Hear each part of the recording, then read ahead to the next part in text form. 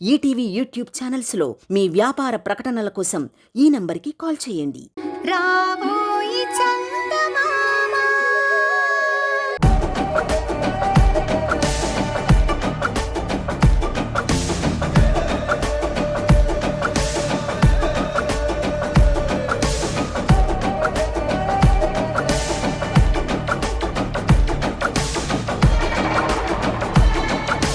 ఇంత సీరియస్గా ఆలోచిస్తుందంటే ఎవరి కొంపకు ఎసరు పెట్టే ఉంటుంది. ఎవరికి పెట్టిందో. ఎవరు మేడం? ఆ చంద్రికేనా? అదే.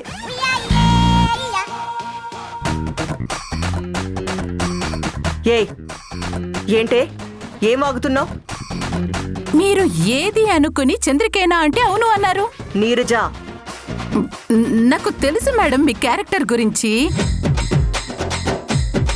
ఉంటే ఆ భరత్ బాబుతో రొమాన్సు, లేదంటే ఆ చంద్రిక మీద రివెంజ్. ఇది తప్ప మీరు చేసేదేం లేదు, చేతనైంది ఏమీ లేదు. నీకు బాగా ఎక్కువైంది. ఒక పక్క భరత్ ఏమయ్యాడో అర్థం కాక తల పట్టుకుంటున్నాను. నువ్వు వచ్చి ఏదో జోకులు వేయకు. చిరాకొచ్చిందంటే నా సంగతి తెలుసు కదా. ఎందుకు మేడం అంత టెన్షను? ఆ చంద్రిక భరత్ బాబు ఎలాగైనా వస్తాడనే కాన్ఫిడెన్స్ తో పెళ్లికి కూడా ఓకే అంది. అది చూస్తే అర్థం కావడం లేదా?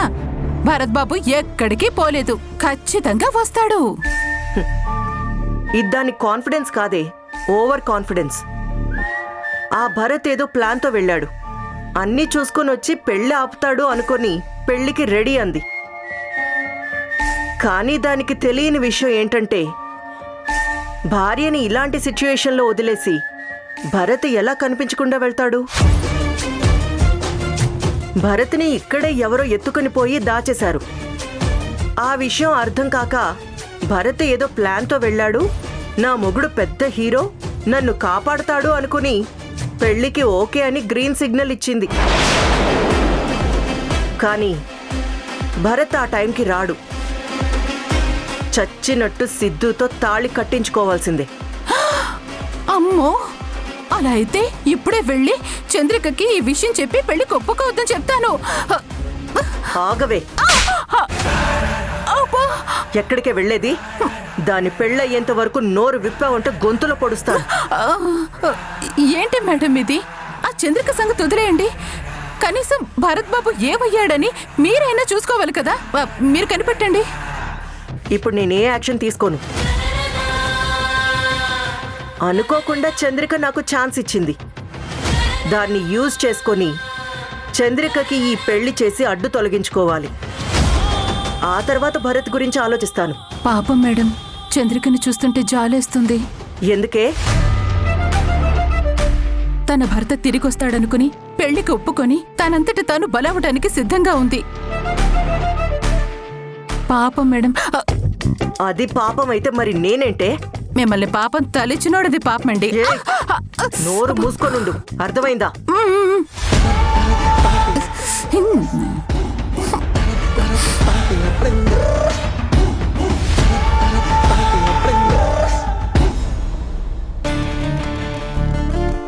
దాని నుంచి తప్పించుకోవటానికి ఏం చేయాలా అని అడిగితే తెల్లారేసరికి నువ్వు కనిపించావు, మాయమవుతావని చెప్పారు. కానీ ఇప్పుడు ఆయనే కనిపించకుండా మాయమైపోయారు. భరత్ ఏవైనట్టు చంద్రికని అలా ఎలా వదిలేసి వెళ్ళాడు? అవతల పెళ్లికి ముహూర్తం పెట్టారని తెలిసి ఎలా వెళ్ళిపోయాడు?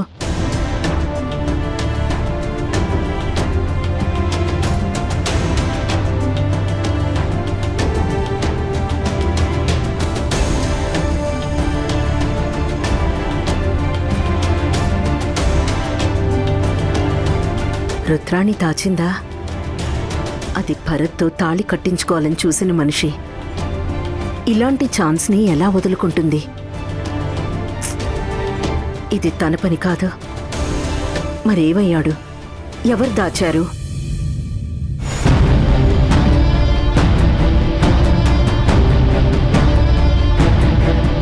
హలో, నమస్తే మీనాక్షి గారు. నమస్తే ఏసీపీ గారు. నేను చెప్పాను కదా సార్, మా భరత్ ఆచూకీ తెలియటం లేదు. తన ఫోన్ కూడా పనిచేయటం లేదు. నాకు భయంగా ఉంది. మిమ్మల్ని కలవమని ఒక సిఐని పంపించాను. అతను ఆ ఏరియా నుంచే వచ్చాడు. He will help you madam. అతను వచ్చారు సార్. నేను మళ్ళీ మాట్లాడతాను. Okay madam. నమస్తే మేడం, ఏసీపీ గారు పంపించారు. కూర్చోండి సార్. Thank you. చెప్పండి మేడం, ఏంటి ప్రాబ్లం? నా కొడుకు పేరు భరత్. ఇక్కడ లాయర్గా మంచి పేరుంది. నా కోడలు చంద్రిక. ఇప్పుడు వాళ్ళిద్దరూ కలిసి వాళ్ళ ఫ్రెండ్ కోసం రాయలసీమ వెళ్లారు. కానీ అనుకోకుండా వాళ్ళక్కడ లాక్ అయ్యారు.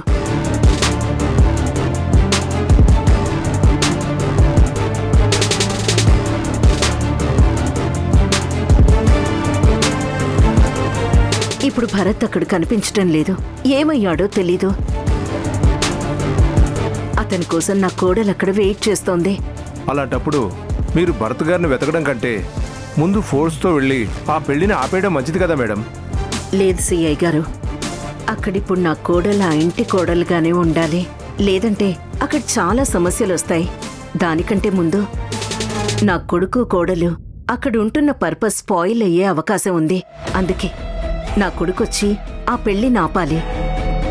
మరీ అంత దూరం వచ్చింది అంటే నా కోడలే అడ్డం తిరిగి నిజం బయట పెడుతుంది.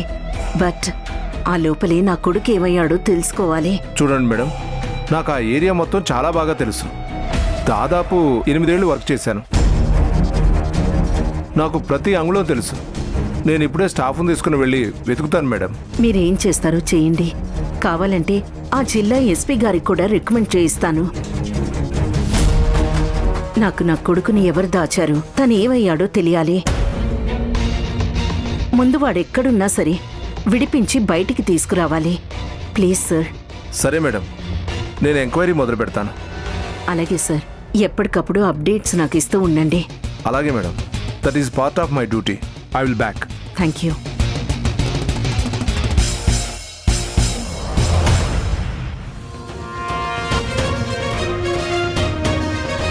భరత్, ఎక్కడున్నావు? ఏమైపోయావురా?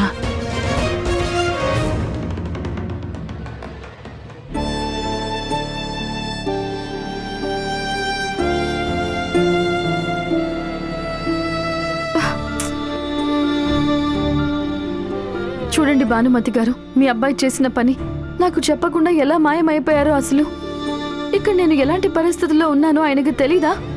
అన్నీ తెలుసు. అంతా తెలిసి కూడా నన్ను ఇలా వదిలేసి వెళ్ళటం ఎంతవరకు సమంజసం మీరే చెప్పండి. ఇంకాసేపట్లో పెళ్లి హడావిడి మొదలవుతుంది. ఆయన వస్తారు అనే నమ్మకంతో సరే అన్నాను. కానీ ఇంతవరకు ఆయన రాలేదు. ఇప్పుడు నేనేం చేయాలి? నోరు తెరిచి నిజాలు చెప్పి ఇక్కడి నుంచి బయటపడాలా? లేదంటే నేను నోరు మూసుకొని తాళి కట్టించుకోవాలా? అమ్మో, దానికంటే చచ్చిపోవడం నయ్యం.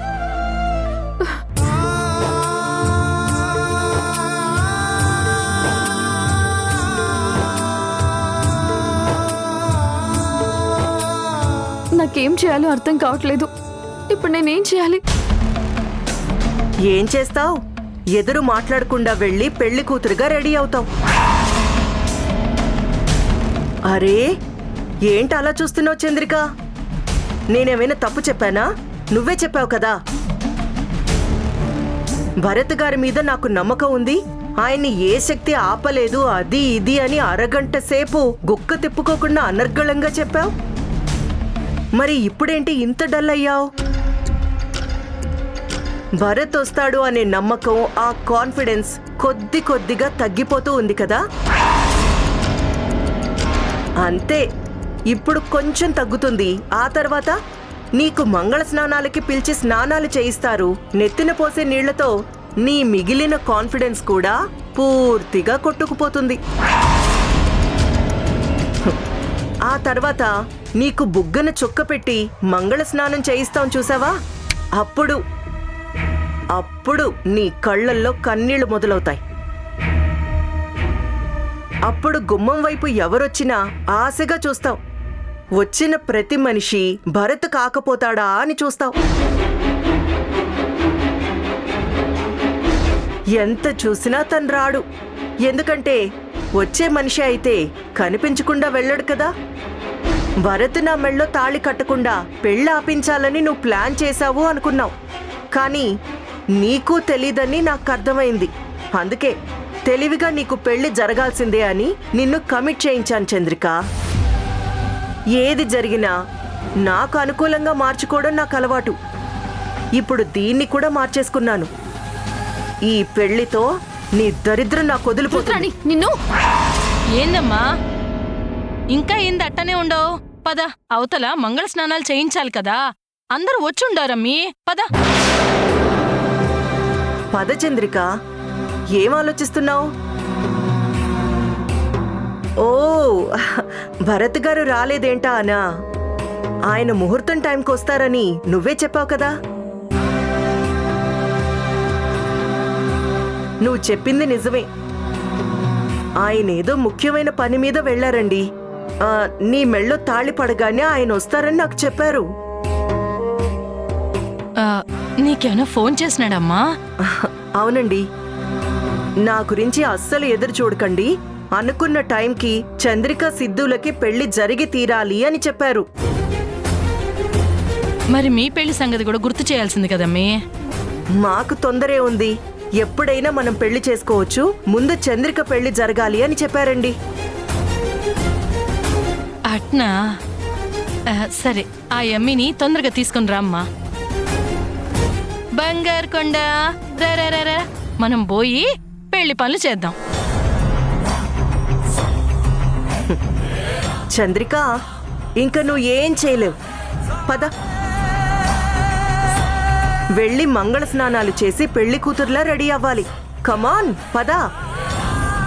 అరే మేక్ ఇట్ ఫాస్ట్ చంద్రిక.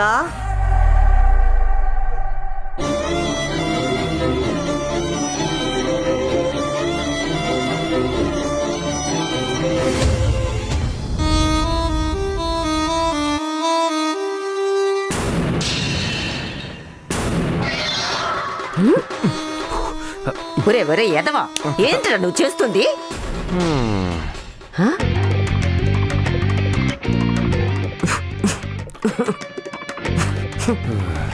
అనవసరంగా లచ్చం వచ్చిందేమోనని సిగరెట్ పడేశాను. ఒరేయ్, నిజంగానే ఆ లచ్చమ్మ గాని చూసినాదంటే ఇప్పటికిప్పుడు పెళ్లి ఆపించేస్తుంది. దాని సంగతి నీకు ఇంకా తెలవదు. అది చాలా మొండిదిరా బాబు. ముందు ఆ సిగరెట్ పడే. పడే. వా, ఏంది నీ గోల? అసలు నేను సిగరెట్ ఎందుకు కాలుస్తున్నాను నీకు తెలుసా? ఏముంది, సిగరెట్కి మందుకి అలవాటు పడిన ప్రాణాలు కదా.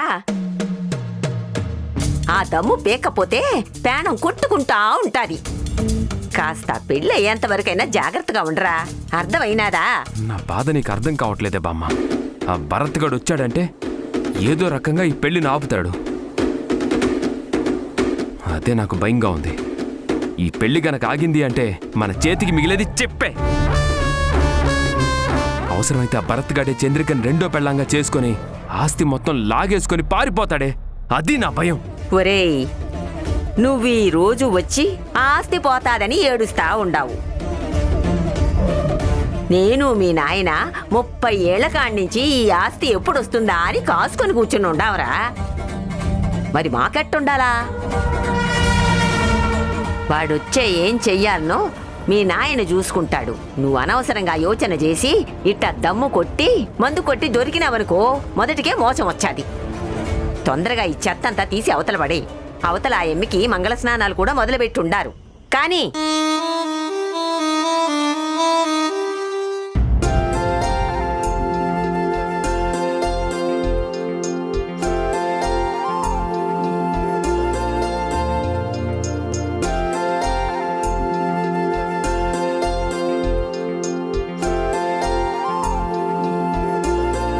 తులసి, బిందె అన్నే పెట్టు. అట్నే అమ్మా. నువ్వు పోయి ఆ నలుగు పిండి తీసుకురా. అట్నే అమ్మా. ఓ, మొత్తానికి అన్ని ఏర్పాట్లు హడావిడిగానే జరుగుతున్నాయి. ఏం లేదు అంటూనే బాగానే రెడీ చేస్తున్నారుగా. ఏడమ్మా, బయట వాళ్ళనెవ్వరినీ పిలిచిందే లే. అంతా మనవాళ్లనే పిలిచినాను. కోడలికి రెండో పెళ్లి చేస్తున్నానని అందరూ నోళ్లు కొరుక్కుంటా ఉండారు. అందుకే ఆయన వాళ్ళకే చెప్పుండాను. ఇదిగోమ్మా, నువ్వు పోయి చంద్రికని తీసుకురా. అలాగే అత్తయ్య.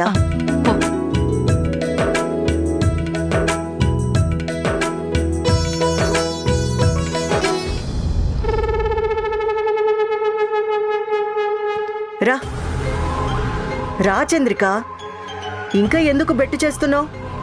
అక్కడ నీ కోసం ఏర్పాట్లు చేశారు. రా వెళ్దాం. రా పద. చంద్రిక, నిన్ను చూస్తుంటే నాకు చాలా జాలేస్తుంది. భరత్ని నాకు వదిలేసి ఉండుంటే నువ్వు నీ బిడ్డతో హ్యాపీగా ఉండేదానివి. కానీ ఇప్పుడు ఆ సిద్ధుగాడికి పెళ్ళానివైపోతున్నావు. భరత్ వస్తాడు, పెళ్ళ ఆపుతాడు అనే ఓవర్ కాన్ఫిడెన్స్తో పెళ్లికి సరే అన్నావు. కానీ ఏది ఇంతవరకు రాలేదు.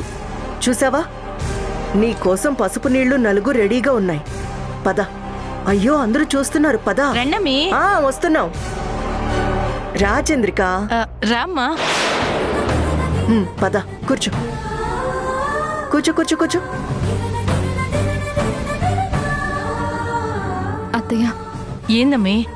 ఇదంతా ఎందుకు అత్తయ్య? నాకు చాలా ఇబ్బందిగా ఉంది.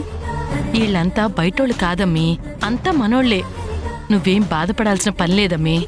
మంగళ స్నానం అయిపోతే ఆ తర్వాత పెళ్లి కూతురిని చేయటమే.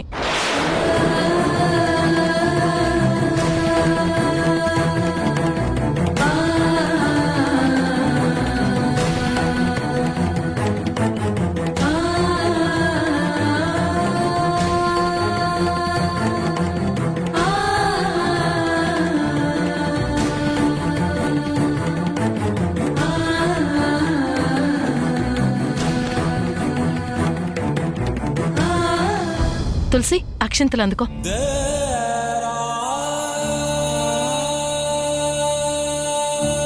వదిన, 4 పెట్టండి. అలాగే.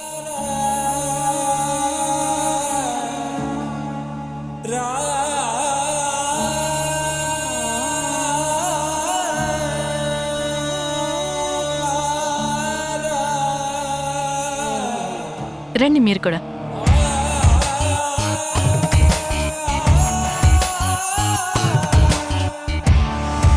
అమ్మీ, రుద్రాణి, చెప్పండి అత్తయ్య. కాస్త ఇదంతా చూసుకుంటూ ఉండమ్మీ, నేను ఇప్పుడే వస్తాను. అలాగే అత్తయ్య. హా.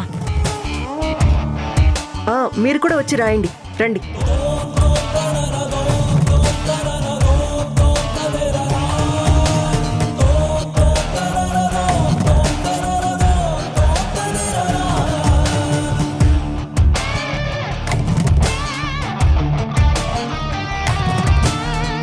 ఎందుకమ్మా తొందరపడి పెళ్లి కొప్పుకున్నావు? రుద్రాణి సంగతి తెలుసు కూడా తొందరపడ్డావు.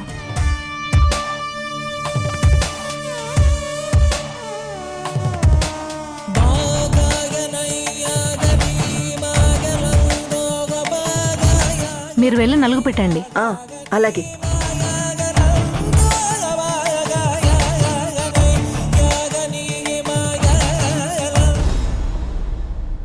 నీకింకా నమ్మకం ఉందా? నువ్వు చేసిన తప్పేంటో తెలుసా? భరత్ ఏదో ప్లాన్తో వెళ్ళాడు అనుకున్నావు, కానీ భరత్ అలాంటి వాడు అవునా కాదా అని మాత్రం ఆలోచించలేకపోయావు. నిన్నిలా వదిలేసి తను ఎలా వెళ్తాడు చంద్రిక? భరత్ని ఎవరో దాచేశారు. తనని వాళ్ళు వదలరు. ఈ పెళ్ళయ్యేంత వరకు నేను వెతకను. సో నీ పెళ్ళ ఆపడానికి ఎవ్వరూ రారు. మీరండి.